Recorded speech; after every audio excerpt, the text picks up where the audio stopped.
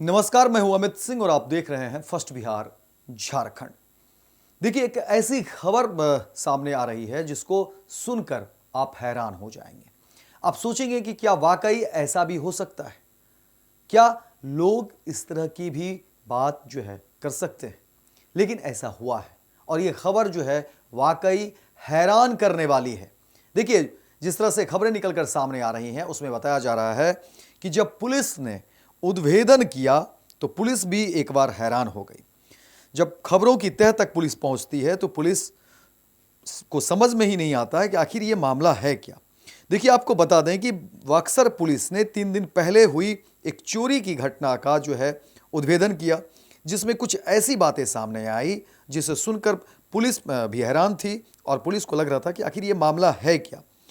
देखिए, जिस तरह से खबरें निकलकर सामने आ रही हैं उसमें कहा जा रहा है कि ये बक्सर जिले के राजपुर थाना क्षेत्र अंतर्गत मोहनपुर गांव में एक घर से 2 लाख रुपए की चोरी हुई थी, जिसमें मुकदमा दर्ज कर पुलिस द्वारा संशोधन शुरू कर दिया गया था, जिसमें इसका सफल उद्भेदन कर चोरी के सामान सहित सभी आरोपितों को गिरफ्तार कर लिया गया।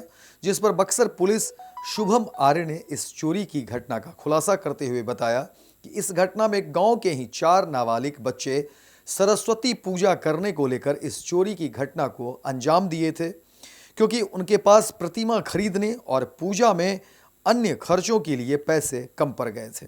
हालांकि इस पूरे मामले पर वहीं अब कुछ लोगों की राय ये भी है कि बच्चों और युवाओं के अंदर सनातन का कुछ इस तरह का जुनून सवार हो गया था कि वो गलत और सही के फ़र्क को भूल गए और फिर वो पूजा पाठ जैसे धार्मिक कार्यों में भी चोरी तथा गलत और अन्य कार्यों का भी सहारा लेने से गुरेज नहीं किए और वो भूल गए कि आखिर ये मामला जो है गलत हो सकता है, इसमें बहुत सारी बातें हो सकती है, जेल हो सकता है बहुत और उनकी कठिनाइयाँ बढ़ सकती है। लेकिन देखिए कि बिना इन तमाम चीज़ों की परवाह किए हुए भी इन बच्चों ने जिस तरह से जो काम किया, अब उसकी जो है सो चर्चा इलाके में हो रही है। बहरहाल पुलिस द्वारा चारों आरोपितों को बाल सुधार गृह में भेजा गया है और अनुसंधान जो है वो जारी है। लेकिन देखिए, अब ये खबर जो है बक्सर ही नहीं, बक्सर से बाहर जो है पूरे बिहार में इस खबर की चर्चा है कि आखिर देखिए किस तरह से सरस्वती पूजा करने को लेकर के बच्चों ने चोरी करने से भी गुरेज नहीं किया और चोरी करके जो है उसकी कोशिश थी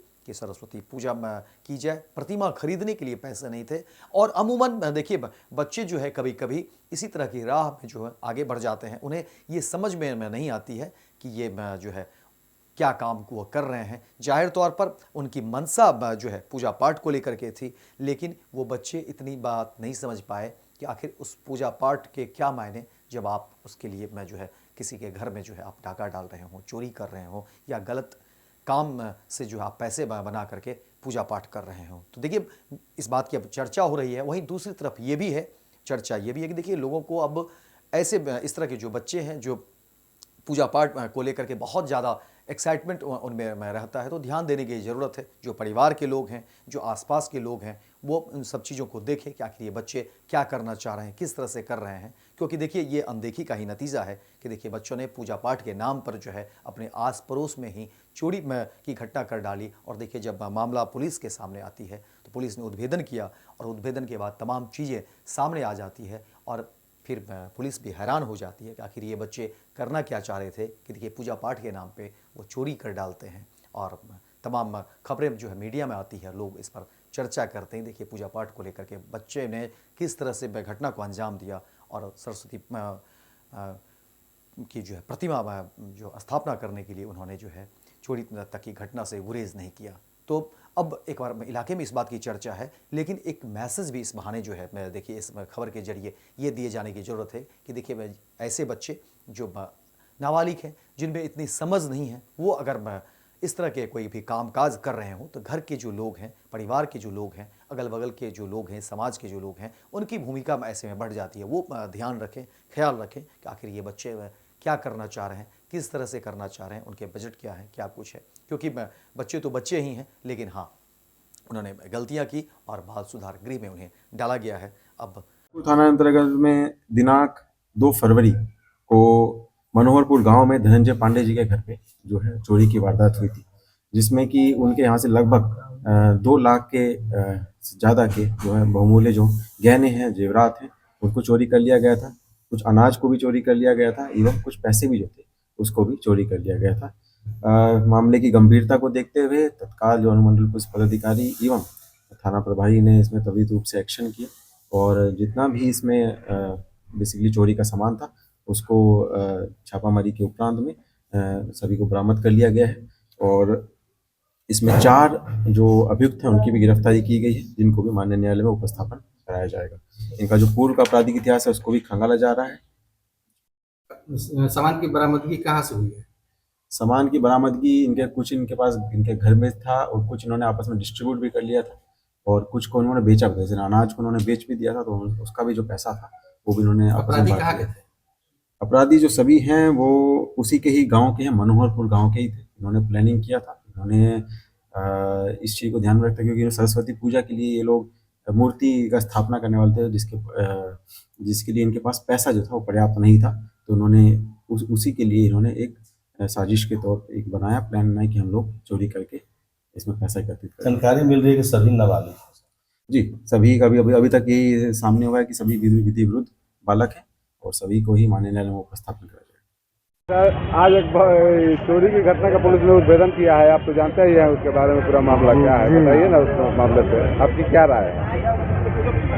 देखिए, इस घटना पर ज़्यादा कुछ ना कहते हुए बस इतना कहेंगे कि गलत तो गलत होता है। आज मनोहरपुर में जो घटनाएं निकलकर सामने आई हैं कि जो कि सरस्वती पूजा के प्रति लोगों और बच्चों में, युवाओं में आजकल इतना उत्साह बढ़ गया है कि चोरी जैसी बड़ी घटनाओं को अंजाम देने से भी नहीं चूक रहे हैं। हालांकि उनको ये समझना चाहिए और सोचना चाहिए कि अच्छा कार्य करने में बहुत सारी कठिनाइयों का सामना करना पड़ता है, लेकिन उन लोगों को धैर्य बनाकर और इस पर कार्य करना चाहिए।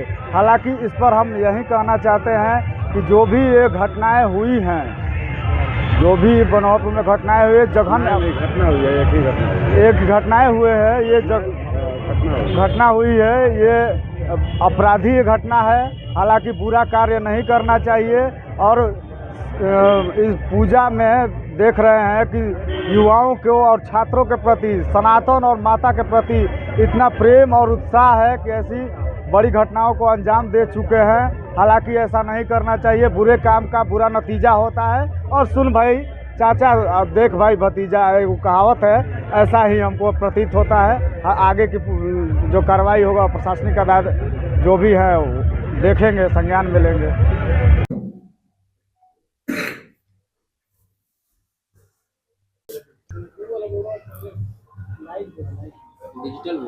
देखने वाली बात है कि इस पर क्या कुछ चीज़ें होती है, लेकिन हाँ, ये खबर जो है एक बार फिर से चर्चा में है। तो फिलहाल इस खबर में इतना ही, दीजिए इजाजत, लेकिन दिन भर की तमाम खबरों को देखने के लिए देखते रहिए first Bihar Jharkhand. Panorama group, जो सोचता है वो करता है। ये लो, मुंह मीठा करो, आज मैंने अपना जॉब छोड़ दिया, अब हम पूर्णिया वापस जाएंगे। जॉब छोड़ दिया है? मतलब ये घर कैसे चलेगा? हम करेंगे क्या? और माँ बाबूजी क्या बोलेंगे? इसलिए मैं एक और मिठाई का डब्बा लाया, अपने बिजनेस के लिए लोन अप्रूव हो गया। अरे लोन अप्रूव हो गया वो तो ठीक है, लेकिन पूर्णिया में हम रहेंगे कहाँ? अपना घर भी तो नहीं है वहाँ। इसलिए तो एक और मिठाई का डब्बा अलग से लाया हूँ। हमने पूर्णिया में घर ले लिया है, पूर्णिया के ई होम्स पैनोरमा में। पूर्णिया में पैनोरमा ग्रुप लेकर आए हैं ई होम्स पैनोरमा। बड़ा घर, आलीशान जिंदगी और अत्याधुनिक सुविधाओं के संग। अरे अब क्यों मुंह मीठा करवा रही हो? क्योंकि हम घर वापसी जो कर रहे हैं। घर वापसी की खुशी पूर्णिया में ई होम्स पैनोरमा के संग। ई Homes Panorama, luxurious lifestyle redefined.